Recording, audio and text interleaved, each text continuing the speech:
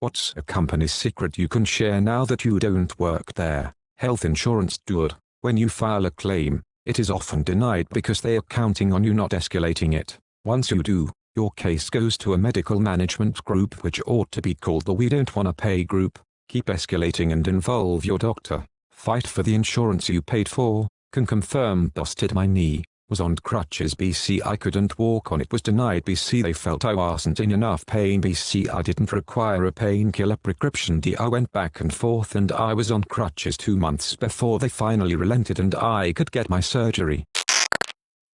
Mortgage industry here, we're like cops, only answer the question asked, do not provide additional information to be helpful, it could screw you over. What are examples that screw people over? Can I please get your most recent pay stub please? Sure, here's the last year. Also, I was off work this time to this time, and was technically let go and rehired, so the year to date starts over cool. Now you haven't been employed for a full 6-month time period and I have to deny you. Oprah Winfrey had us edit her waddles in post-production. I worked at L'Oreal. The cosmetics from L'Oreal and Lancome are practically the same. But Lancome costs like $20 more. T-Mobile has 2 coverage maps, the one they show customers and the real one that is internal shows the actual coverage, diminishes by about 50%. Their coverage is built on a bed of lies. I used to work in college admissions. Rich donors, athletes, and other VIPs have lower admission criteria. They still have minimums, but they are super easy to reach, even for a selective university. In the case of the university I worked for, Children of General Church authorities also got this. Diet Sprite and Sprite Zero were the exact same thing. They didn't change a recipe one bit, they just changed the name and design. I've always assumed this, but it's nice to get confirmation. I worked at a comic book store that offered a service where you paid a small premium to have sent in rare comics to have them graded at CGC. A few months later we had many customers coming in to check the status of their comics. We contacted the owner to see what was going on, and he would always claim that there was some distribution problem. Fast forward a few months, we found out he was taking customers' graded copies and selling them online while trying to return back issue versions of their original comics. How did this dude think that comic collectors who were sending in comics to be graded wouldn't recognize they weren't receiving their original comic back? Lol. I'm sure a few newer to the hobby wouldn't be the wiser, but man, that's what we all said. My friend and I were managers and had absolutely no idea this was happening. It was a smaller town comic shop and all the customers sending in comics to be graded were good friends of ours. But the plot gets thicker. Turns out his wife was signed for the business, so the owner wasn't really the owner. We called her and explained what was happening. She was in tears. She came to shop to meet the wronged customers and she took graded comics from the owner's collection and let the customers pick out comics to equal to the value of their graded comics in return for the mishap. Fast forward a few months, she closed the store, gave us our paychecks and even some I'm sorry money. It turns out the guy was doing all kinds of other shady shit. She divorced him, and I'm like 99% sure he went to jail for fraud. He is also banned from CGC and all of the licensed big comic cons lol. So don't worry, he lost that battle. At least it sounds like his wife was a decent person and tried to make it right, because yeesh. I am so sad for her though. Running a comic shop was probably her dream, only for it to be ruined by the person who should have hit her back the most being a complete piece of shit. I worked for a major hotel chain in housekeeping for over 10 years. The number of suicides and people who die naturally in their rooms is a lot higher than you'd think. I worked at a huge convention hotel with over 1,000 rooms and it happened quite often. Unless it was a pretty gnarly mess it would just get cleaned like normal and the next guest had no idea. At one of the hotels I worked at, a woman killed herself by drinking antifreeze. Her body was blue, blood, vomit, and poop everywhere. My friend who was maintenance saw it and couldn't sleep that night. Working at hotels will change you. Drinking antifreeze is a borrowed way to go. 1 gallon of milk, 1 full bottle of Monin vanilla syrup and 0.6 of a pound of espresso brewed. Now freeze it.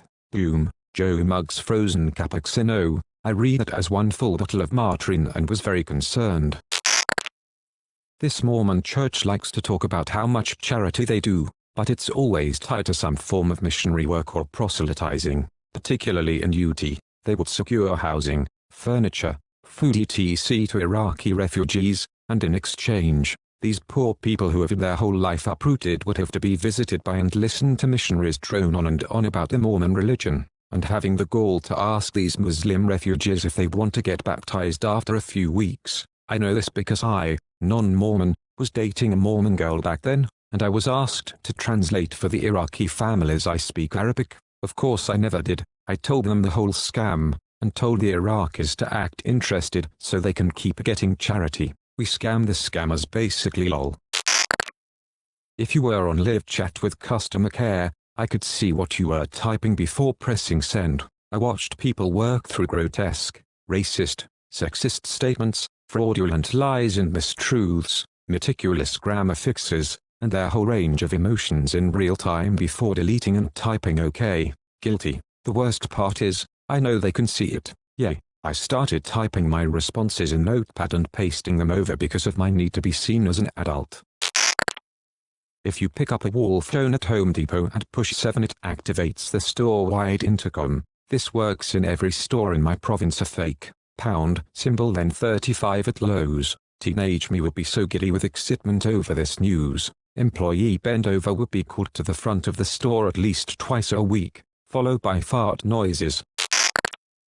The vehicle modification shop at Chillicothe Correctional Institution in Chillicothe, Ohio dumps waste coolant from the machine shop into a storm drain that empties directly into the Scioto River. Because the chemical disposal tank is a 55-gallon drum in the paint shop, and that's much too small, they can't throw me into solitary confinement for complaining anymore. Edit. This happens about once a year, when the machine's coolant reservoirs are emptied and the coolant replaced. It's not on a schedule. It's one of those things that you do when work is slow. Each machine holds 15-20 gallons, and usually you just add more as it evaporates, but eventually it gets nasty and needs replaced. It's supposed to go in a waste tote to be disposed of safely, which is what every non-government machine shop does. Being able to prove this is being done would require knowing when they are going to do this, and that's a decision that's often made spur of the moment. Hey, work is slow, let's have a clean-up day. There aren't any phones in the machine shop,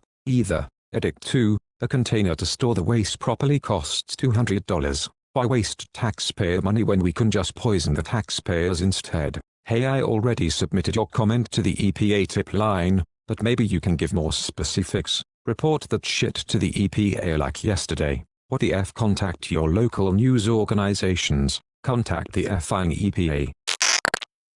Worked at a American Toyota dealership in the body shop for 12 years. We would throw away literally everything regardless of the environmental impact. Cut paint, which is nasty shit BTW, went straight to the dumpster. Radiator fluid, down the drain. I even saw someone put oil down the drain a couple times even though we had barrels for it up in the service department. The only thing we saved was old car parts which the boss then sold to scrapyards and pocketed the money. The painter didn't ever wear a mask either. He is around 60 and still kicking despite 30 years of painting without a mask somehow. I worked at General Motors in the paint department for a while before moving to final repair. I found it that guys that wanted to commit suicide but wanted to take care of their family's future would volunteer to work in the clear coat booth. They would be seen in there with no mask on. The stuff would crystallize on their lungs. No way to save you after that. Usually took a year. That's horrifying.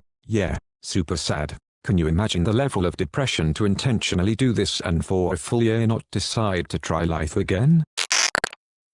1. Ford parts from Mexico are way more reliable than Ford parts from Detroit, or at least they were before 2020. I worked in Detroit and we had some customers who were fussy about us always doing repairs with Michigan parts, but when we had a problem that wouldn't stay fixed we would always secretly switch to the Mexican parts, which did solve things too. I was a prison guard a decade ago and we installed some facial tracking software in the surveillance cameras. One of the inmates panicked while cleaning the unused solitary confinement cells, which is usually a desirable job. It's easy as fuck and nobody pays attention to you, and he insisted that he be moved out of that job because there was a ghost. The ranking officers decided to check the new cameras, and the security software claimed it saw a face behind the inmate at the same time as he was visibly startled in the camera footage. We're all aware there are mundane reasons why a new facial recognition system would think it saw a ghost. But since the inmate and the security software both thought there was a ghost, it was decided that the inmate should be immediately transferred at no penalty. Damn, it would suck being the one who ended up in solitary confinement in that cell, lol. I'll say it. A place similar in name to past face urgent care, at least in the region I worked at, banned their front desk from informing customers that they have a credit balance to use toward their services, and still required us to charge customers the full price on top of what we already owe them. Some accounts had like $500 of copay that should have been refunded but weren't. I was actually reprimanded for applying the credit balance, because despite finance agreeing my method was correct, the regional manager said it was not a good look for the company and hindered her profits. Had a friend worked for a bridal dress company. She would tell me all her stories after work. They intentionally will bring back the wrong dress in attempts to get you to try it on, fall in love, and buy a more expensive wedding dress. They'll walk you through the more expensive sections so you look through dresses out of your budget and want to try them on. They often forget to check if the dress you requested is in stock for the time frame you've requested, again so that you'll have to pay more for faster shipping or a nicer dress. It's a very predatory business masked by compliments, thinly veiled body shaming, and incredibly underpaid and understaffed stores.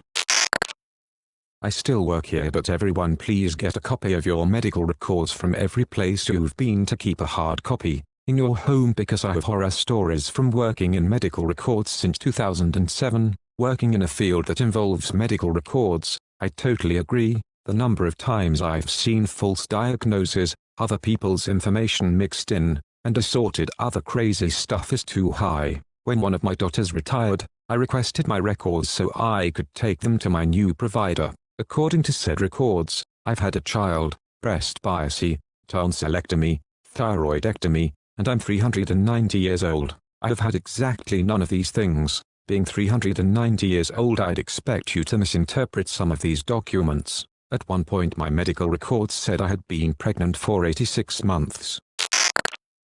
In a broadband company I worked for, I was tasked with editing thousands of complaints to avoid huge Ofcom fines. That sure sounds criminal.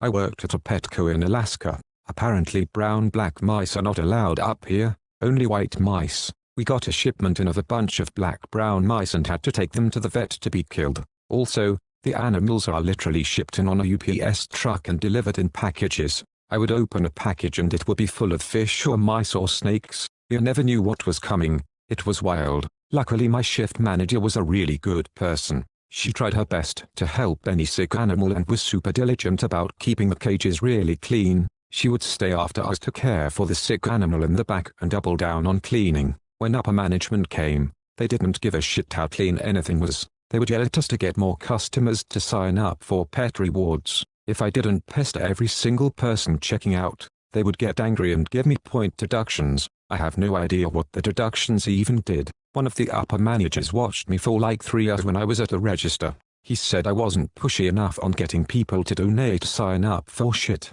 Bitch, I will ask once and if they say no I am not asking again. That shit is annoying AF. He also got mad at me when I didn't clean the birdcage fast enough. It took time away from the register. I'm sorry, I don't want our birds to stand in their own shit for hours. So yeah ma, take my time to scrub that shit clean. Also, don't buy fish from Petco. Pretty much every shipment that came in they were all infected with ick. Basically half our tanks were in quarantine. We had several customers come back saying we killed their entire fish tank because of the fish we sold them. F Petco. Olive Garden breadsticks are just Fran's brand breadsticks, garlic salt, and butter EDA. It's margarine, not butter. I forgot there is a difference. Yeah, but I'm not buying Fran's sticks when Olive Garden will give me an unlimited amount that are already prepared. I was the one who did an undercover news stories about scamps pet stores and their affiliation with puppy mills. Please don't buy from pet stores folks. Worked at Best Buy 20 years ago. Employee discount was 5% over cost and I needed a new printer. Decided to splurge on the gold-plated USB printer cable that we sold for $40. rang up $1.78. Home Depot. Most security cameras are fake, easy to steal, and most stores have no security loss prevention. Buy the clearance items that end in $3. After that, the next step of the markdown process is the dumpster. Dial 676 on any desk phone to live page on the overhead speakers. Fun to mess with that. Buy the products in front, it's newer. The old product gets pushed behind continuously. If you see a reduced tag item, usually larger items, appliances, vanities, etc. slight damage, ask someone to scan for the price. Most times they are not updated and will be cheaper than the tag says. Free bottles of water for customers behind the customer service desk. I can assure you Home Depot has very real cameras and they have a lot more loss prevention than you think. Source: I was arrested from Home Depot. There's a whole section in your training about me. I used to work as a receptionist at an upscale salon. While I was there, the salon introduced a new line of products marketed towards men. Up until that point most of our products were marketed towards women, but the execs saw that we were getting more male customers. Every item in the men's product line was about half the cost of our other products. The men's shampoo was the exact same shampoo the salon had been selling for years, but because they put it in black packaging with the word man on it, it was half the price. The owner's explanation was, well, men don't want to pay that much for hair products. For the rest of the time I worked there, every time a woman came up to buy the shampoo I'd tell her that the men's shampoo was the exact same product for half the price, which the exec was happy about, because he saw good sales for the male shampoo he introduced. I used to work surveillance at a casino. From something like 3 stories high ceiling, we could zoom in on money on the table games and read the serial numbers of the bills. We could see the pips on the dice. Policy was to not look down blouses. This is true and also very annoying because I work on the floor and the guys in surveillance can't be bothered to do their job and give us a lot of HRM and can't really see anything when we call them. They are busy looking down at ours. Who dented my car in the parking garage? Inconclusive. But they can see the date on a penny. They don't give a fuck what happens in the garage. Those cameras are still from 1982. Exactly. Stuff in the garage is your money. Stuff on the tables is the house's money. In Vegas, everybody's got to watch everybody else. Since the players are looking to beat the casino, the dealers are watching the players. The boxmen are watching the dealers. The floormen are watching the boxmen. The pit bosses are watching the floormen. The shift bosses are watching the pit bosses. The casino manager is watching the shift bosses. I'm watching the casino manager, and the eye in the sky is watching us all. Plus, we had a dozen guys up there, mostly ex-cheats, who knew every trick in the house. When I worked at a Godiva store we would turn expired chocolate bars into sample pieces. This has to be the most benign comment in this whole thread, yet I'd honestly rather day-old chocolate be a sample than get thrown in the dumpster. In the United States, one company's bread and butter was simply reboxing and relabeling computer monitors from China to make it seem like they were from the company and made assembled in some way by them. I work for a wholesaler. You would be surprised how many companies simply source merchandise and sell it without ever touching it. We ship it direct to their customers for them, just swap the return address for theirs. Maple sap can be trucked in from other states and where it's turned from sap to syrup decides on the state it comes from, not the location of the trees. You need a maple syrup cartel, like in Quebec. Used to work at a graphic design firm. All our Adobe software was pirated. From what I've heard about Adobe, if I was in that game I'd be pirating too. Back when Photoshop came out it put a lot of the old school lithographers out of business. My dad was one of these. When he got laid off he copied the stack of floppy disks with Photoshop on them, bought an Apple computer, and started his own company. Your warranty service part that took 8 months actually arrived 3 weeks after they paid the invoice. They didn't even order it for 7 months. They told you it was manufacturing delays and supply chain issues, but in reality they couldn't afford to pay their bills and had to pick and choose which orders to place. You weren't a priority. They were just really bad at budgeting and damage control. I'm curious if that is what happened to me. They said they would send the product when it arrived at the factory. Arrived 6 months later. They didn't even ask for the old one back or let me know that it shipped. It seemed disorganized from start to finish. and it was a name brand door lock manufacturer. Hotels do not typically have security, maintenance or housekeeping on staff 24/7. Once housekeeping finishes cleaning all the rooms, the entire staff leaves except for one front desk employee. Was in Detroit for work and opened my hotel door in the morning to an opened knife sitting right by my door. Now, obviously this could have just been someone accidentally dropping it, but I wanted to ensure there wasn't someone trying to pick the lock or gain access to my room in the middle of the night. Asked the front desk if they could pull video from their cameras in the halls.